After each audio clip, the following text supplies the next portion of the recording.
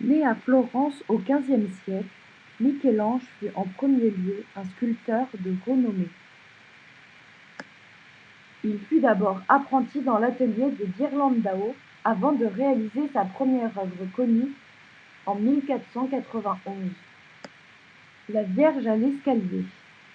Après plusieurs commandes de la ville de Florence, Michel-Ange s'estime sculpteur. En 1493, il assiste à de nombreuses dissections qui lui permettra plus tard de savoir réaliser à la perfection les corps de la fresque de la chapelle Sixtine.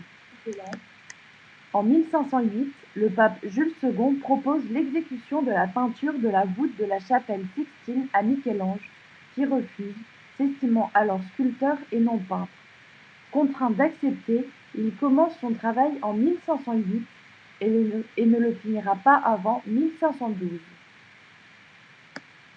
Il a la totale liberté de conception et de composition et il découpe alors la voûte en 4 parties. Les 8 extraits de la Genèse au centre, les ancêtres de Jésus-Christ, ainsi que les prophètes et les sibylles sur les pourtours et des architectures imaginaires séparant chaque scène. La réalisation de cette gigantesque œuvre fut longue et dure, la voûte étant à 20 mètres de haut et faisant une superficie de 1200 mètres carrés. Michel-Ange était donc sur un échafaudage à 20 mètres de hauteur et avait la tête continuellement penchée en arrière, ce qui lui apportait aussi comme contrainte la douleur physique.